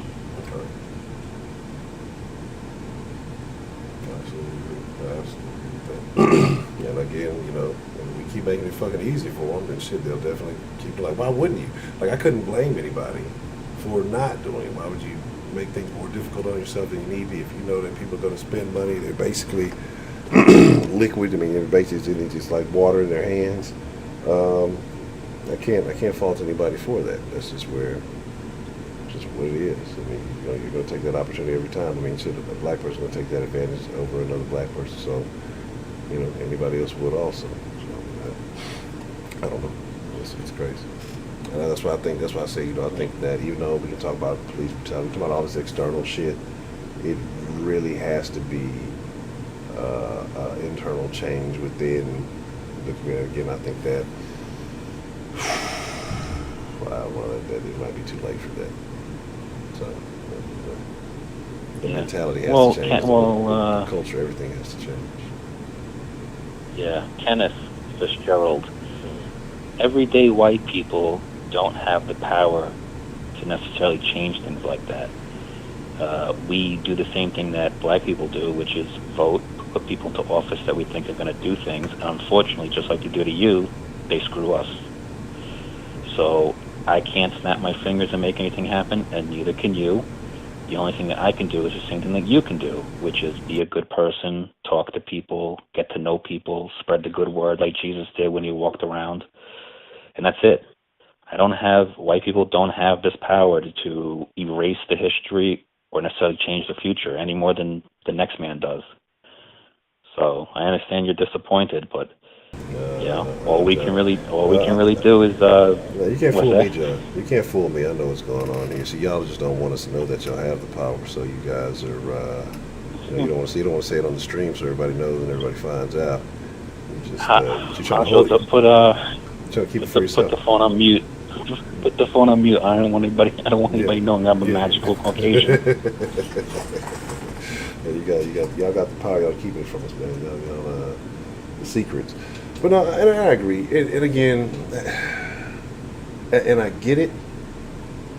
And that's kind of where it's this weird situation too, where I'm going to kind of vacillating, because you talk about these issues and you say, well, white people are not doing this. Is it really even their job to do that? Like, I have an issue with the whole. I have an issue with it, but I see how it helps. 'Cause I mean, like, looking at this whole thing, right? If it was just black people out there marching, it doesn't get the traction, it doesn't get the recognition. You're gonna have a bunch of small protests, here and there, lots of little pockets, and we've seen before. But like I said, something different about this when you have a large influx of white supporters. Now, this is where I'm like, okay, well, is this necessarily helping the movement? Is it getting drowned out, or is it genuine support? Is it the thing to do? And it's like, I want to say, hey, well, you don't want to shun anybody for trying to do good, trying to be of help, trying to be of benefit. So you kind of look at it like that, but then you're like, my thing is, where do we lose that self-sufficiency? It's like, when are you going to do it for yourself? Like, are we always going to have to look for outside validation? Are you going to get that same level of respect that you got maybe if you earned it, figure out how to get it yourself as a group? instead of always expecting, somebody else to come swoop in and support. Like, I kind of approach it with the mentality, I don't expect anybody to support anything. And it's, it's wonderful when people do, and I commend people who do with me, but I don't ever like put the burden or the expectation that somebody, because of whatever reason, should have to support something. I think every individual gets to make that choice. So, if you're white and you don't feel like it's an issue that is impactful to you, I don't fault somebody for not wanting to get involved with it. Like, you have that right. I can't judge you for that. Well, here's the thing. Let's say, okay, like you said, a lot of white people are involved this time around.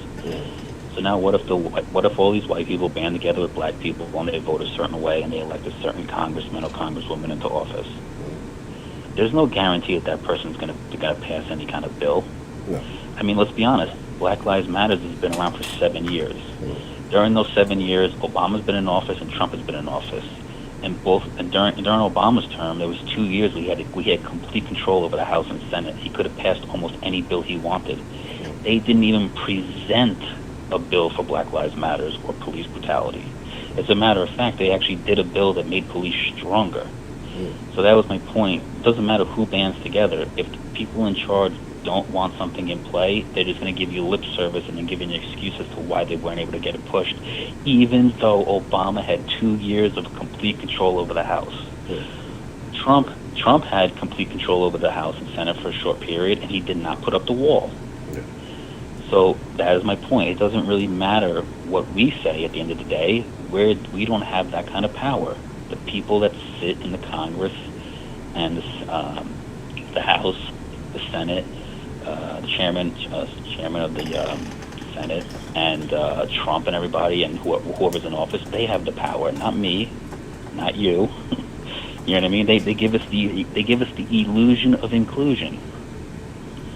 Now, I vote Republican because I want to see those types of laws being passed, but there's no guarantee that they pass any laws that favor my morals and ways of thinking. But I cross my fingers, and I hope they do if I vote for them and they win.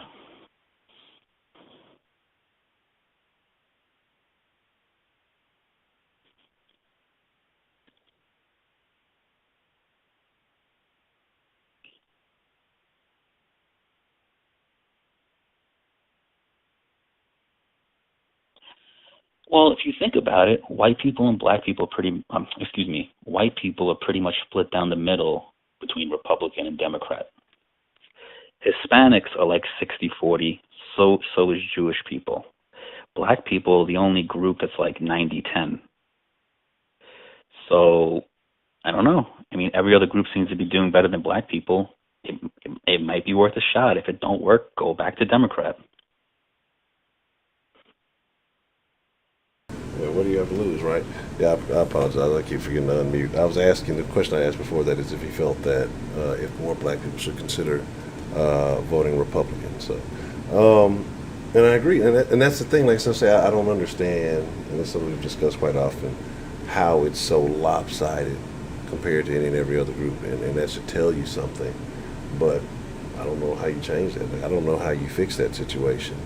But I will say this. I've noticed over the last 5 years a lot more black people going to either Republican ways of thinking or Republican voting. In my lifetime, I've never seen this many black people being supportive of a Republican president, and on top of that, it's fucking Trump that they're supporting. So I think, like everything else, slowly but surely, things will evolve. Yeah, and that's the thing, the crazy thing, because I honestly feel that the majority, maybe it's a Southern thing, I don't know what's going on elsewhere, but I think most black people have conservative values, but it's just for some reason, and that's why I say I just don't understand. Like, for some reason, it is just you gotta vote Democrat, even though. Yes, and I have this conversation all the time. Yes, I have this conversation all the time with the Haitians, Jamaicans, and the Nigerians. It's like, you guys are so hardcore conservative, but yet you vote for Democrats when they go against everything you believe. I don't understand. Like, and it's just to be, I guess it's the acknowledgement. Just because the fact that you point out that I exist makes me feel good or something. I don't know. Hey, black people, we know you got some problems. We'll talk about it. We're not going to do shit about them. We'll tell you we will, but maybe next time. But I guess just the fact that you get acknowledged, like, well, I guess they said my name, so I should vote for them.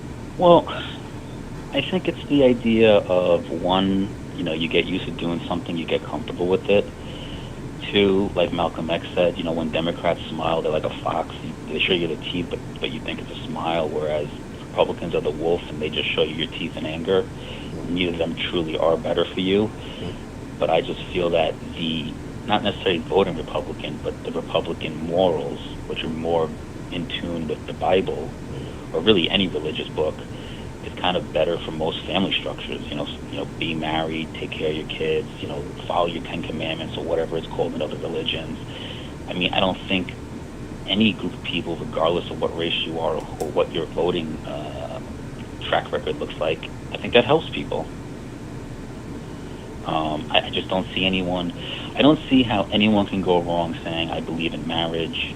I believe in being conservative with everything in my life. I don't believe in abortion because it's killing babies. I don't believe in cheating on my wife. I believe in treating thy neighbor like myself. Like, I just don't see how any of that could do bad in someone's life. It might be boring, but I don't see how it's bad for anybody. I mean, I think you still find plenty of fun too. You just gotta change your definition of fun. But I think it definitely it's not that bad, not that big a deal. I think but I guess the idea for some people of having to be disciplined or having to be restricted is a turnoff. Even though it's not really that bad, it's actually better to be disciplined. Because that's the real freedom, to know that you don't have to succumb to every want and craving that you have. But people don't look at it like that. So. Okay. Well, Mr. Anything else that's on your mind there, sir?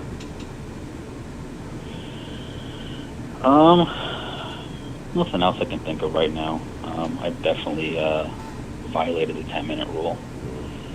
So unless you have anything on your mind you want to talk about, I'll let you run. No, I have no further questions, sir. Thank you, Your Honor. Have a good night. Plead the fifth. All right, Mr. New York John. I appreciate the call, sir. All right. Yep, no problem. Bye. All right, brother. What's the motherfucking deal? We got calling into the den this evening. Hey, it's your boy Josh again, man. Man, Josh, I don't want to talk to you. Bye. Nah, what's up, Josh? What's going on with you? What's good with you, man? No, I'm doing good, man. Yo, the question was, is big business, betting on blacks or supporting blacks all of a sudden? Yeah. Okay. So I'm not sure if you're mad. You probably don't care. So y'all been probably seeing a whole lot of black positivity over the week, right? So it's to the point where, I don't know if you've seen my post in the Discord that black people just, paying people, giving people money to eat all of a sudden. Just passing money around like a collection plate at church. So, I just did it to just try to see, okay, maybe there's some bullshit. I seen a Cash App notification. I'm like, what the fuck? Like, I didn't know he was really going to send me money and shit. So, that prepaid white guilt shit, that shit real. He was out here literally sending around people money just to go out and eat just for, black promotion. So, there you go.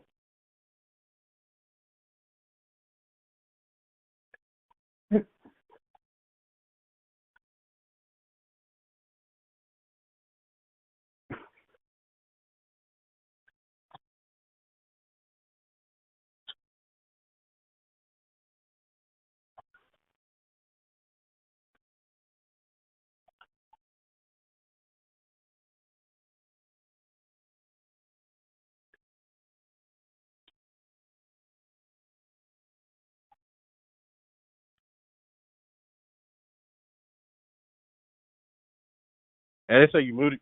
Hey, they say you muted, bro. Let's be honest. See, I be trying to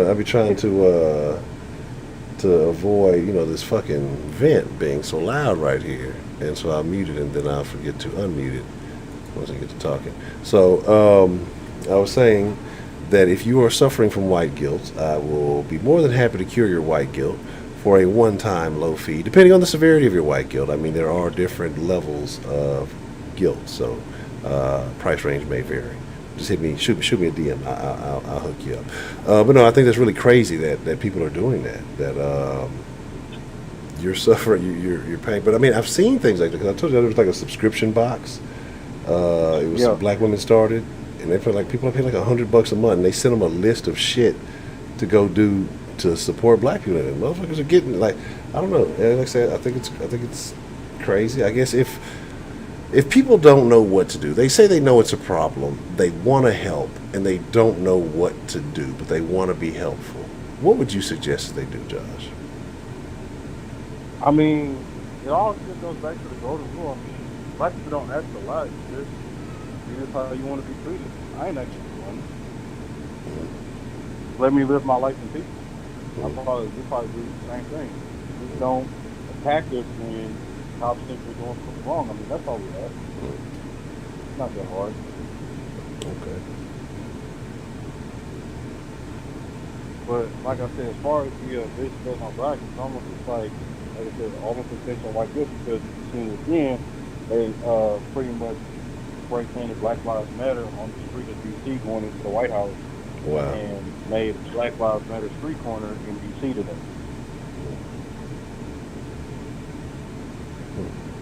Are you a member of Black Lives Matter, Josh? So are you a member of Black Lives Matter? No, because any group affiliated with George Soros, I'll keep my arms length to. I'm sorry, I can't do it. But what if he's paying good? So I can't do that. $200 a day to go riot? But I know it's a bigger plan. I know it's a bigger plan behind it, because for white people that probably have friends that take people all the time, and y'all know about the story is, I'm going to have these niggas vote Democrat if I do this and this and this. To think people that were born that time to be all of a sudden change the new leaf at age 80, I find it hard to believe. Okay. I mean, I believe that. Man. I can't fault you for feeling that way.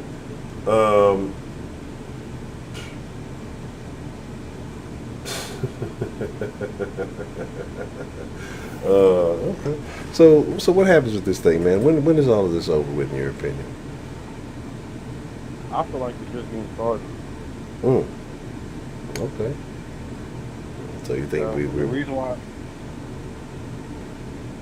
I say that is because not going into all of it, really, because I'm not trying to, put lots of birth information out, but there's almost a crazy, because I know in every, there's always a conspiracy theories that they go out, right? Mm-hmm. Yes. There's always someone trying to be first to a story and things like that, but in this case, it's almost, there's this one black dude that's on YouTube trying to expose all this stuff. So what he thinks is that this man believes that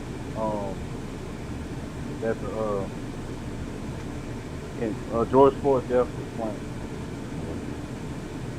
to pretty much start riots and to pretty much take down the government. So people like Joe Biden goes to completely take it over to the martial law later down the time. Which there is some holes to that, but I just think that at the back of my mind. I mean, I don't put nothing past anything at this point, man. We're living in the experiment. The 2020 is the experimental phase. They just going to test everything out this decade. So get ready for it, everybody. This is, like, I agree, it's just the beginning. It's going to be crazy. I think they're going to push let me see how humans react to all kind of extremes. And then it's hurricane season, so that's the whole thing. That should be very interesting too, how that all plays out. So yeah, 2020 someone is the year. Someone in the chat talking about Joe Soros leads the New World Order, and that's pretty much what he's trying to do. So the best way to do that is to stabilize the government, which that's pretty much going to happen, because you've already seen some dude on Twitter talking about making like a new black flag, something like that. Yeah. I mean, I don't know.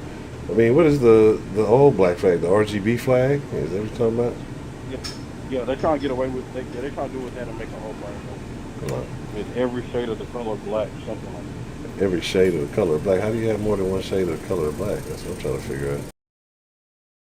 Yeah, you can't have darker black people and a lot of lighter black people, to be honest. They're trying to make sure everybody's involved. I guess I don't know. I think people are doing too much. I think they're too worried about, I guess, the imagery around it, as opposed to the solutions. I don't know, but whatever floats people's boat, whatever gets the attention, whatever gets the people going. That's all that matters. But I don't know. I mean, shit, it's just a lot of weird shit happening, in my opinion. So I have no idea, man. Uh, that's crazy. And the reason why, like I say, that is because I know you've seen the random bricks being laid by police and agents going out and destroying shit on their own, setting shit on fire. That it wasn't the protesters; it was people dressed in all black doing that shit. And what's crazy is that the VA of Minnesota is took a picture with an Antifa book, which I found that suspect. And the Sun has already came out and pledged support to Antifa already. Yeah, I read up on it. And they're over the case that. Now, what you said? I said, yeah, I was reading up on some of that. I said, that shit there is crazy, man. Yeah, and they're over the case that do this. So, and another thing is, it's just like all these. One thing I don't realize is this: even the Democratic voting part, Democratic mayor, Democratic AD, Democratic governor, and nothing has changed as far as police reform. Like, why is that? I don't know. That's what we're trying to figure out. Yeah, even to the point where the dude was crying at a funeral, and people in the chat room was like, "Bro, stop crying, do some shit." Like, we don't want to see you crying no more. Like, that was on that man's ass. So, I'm not sure what it's going to take, what it's going to be, but something got to shake, because I don't know. I don't know how much more, America can sustain. Excuse me. Sorry for yawning. Of this behavior. I don't know if it's died down over the last couple of nights, or if it's getting worse in some places or what, but it's wild, man. This whole ordeal has been very crazy. oh yeah, man. And the one thing, like, the reason I say this too is because I know it's probably gonna get a little dark, but they got this movie trailer called The Gray State. I hope y'all look that up, and it pretty much explains what's going on right now. Yeah. Anybody we know in the movie? Yeah, the thing is, it's like the producer, director, like the one that put it all together. He tried to do it since 2015, but and then the trailer pretty much shows how civil unrest has started, how the government takes over, implements martial law, and pretty much force vaccines on everybody, which makes a whole lot of sense because we went from being stayed in the house to everybody protesting. Now everybody's going to get the virus, supposedly.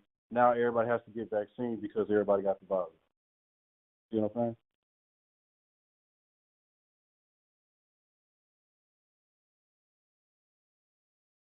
And the most crazy thing about it is the dude that made it, or the dude that made it and directed it, is from the same place that George Floyd died. And him and his whole family got shot and killed, and no one know what happened. Yep.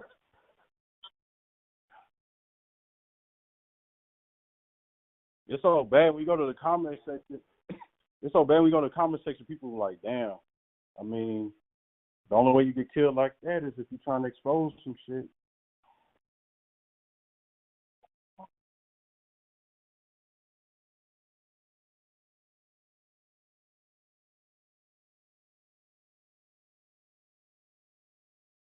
Mute myself, so I apologize.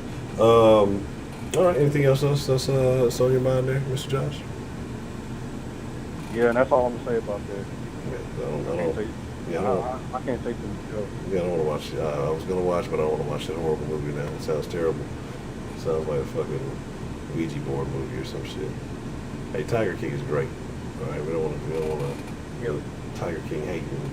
Tiger King saved America. If there was no Tiger King to start off all this shit, like it'd have been way worse, way sooner. Like everybody needs to thank Joe Exotic for what he's done for this country. He's a goddamn patriot.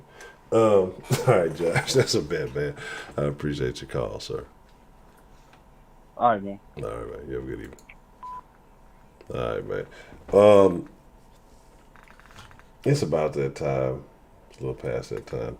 Oh, so we're gonna wrap it up on Josh's call, but as y'all can tell, I'm getting tired. But I'm gonna slide it in for a little bit. Probably won't do the movie night thing tonight, and depending, borderline. I don't know. I'll put a post if it's some mixer action, but more than likely just jump in the Den Discord. We'll be chopping it up about some things. Ed Honcho HTX on Instagram and Twitter if you want to follow, get the notifications of the Den just in case YouTube's not sending them to you, or Den Show Live at Facebook. All the links you need for the channels are in the description below.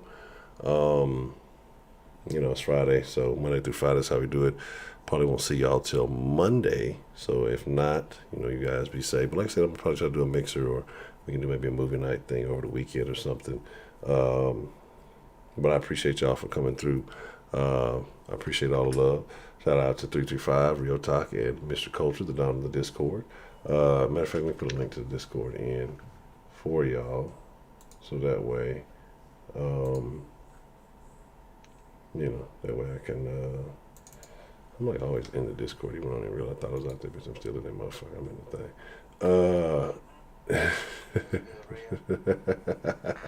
The niggas are already in the Discord talking and shit. Let me put this in here. No, just change it back to what I had. This is funny. So, yeah, as y'all can see, the Discord is already jumping. So make sure y'all slide up in there. But I appreciate y'all, man. I thank y'all for all being a part of this community.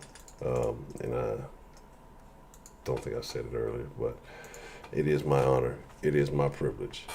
And it is my pleasure to chop it up with y'all Monday through Friday.